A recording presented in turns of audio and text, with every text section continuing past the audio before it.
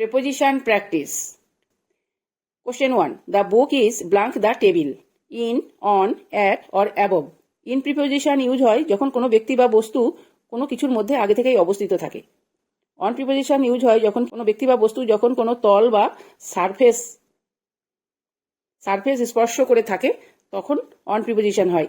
At preposition use হয় নির্দিষ্ট কোনো লোকেশন বা স্থান নির্দেশ করার জন্য।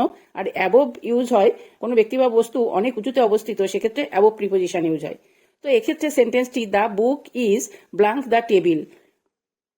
দ্য টেবিল, বুকটি অবশ্যই টেবিলের সারফেস স্পর্শ করে বা টাচ করে থাকবে।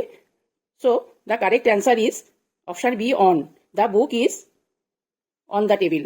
Question 2. The car is parked blank the garage. On, at, by or in. Here correct answer is option D, in. কারটি গ্যারাজের মধ্যে অবস্থিত। কোনো ব্যক্তি বা বস্তুর কোনো কিছুর মধ্যে অবস্থান বোঝাতে ইন প্রিপোজিশন ইউজ হয়ে থাকে। So the correct answer is option D, in.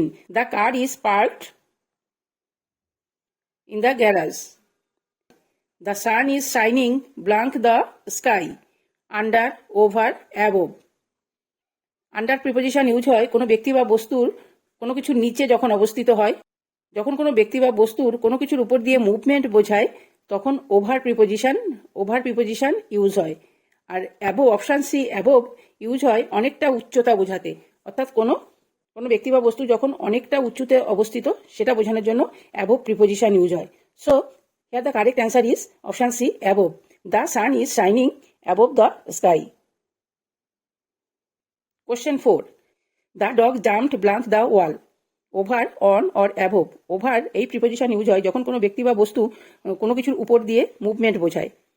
On preposition use হয় যখন ব্যক্তি বা বস্তু সারফেস বা তল স্পর্শ করে অবস্থিত থাকে। আর অ্যাবোভ ইউজ হয় অনেকটা উচ্চতা বোঝানোর জন্য। উপর দিয়ে ডগের মুভমেন্ট বোঝাচ্ছে। So here the correct answer is option A, over. The dog jumped over the wall. Thanks for watching and follow for unique updates.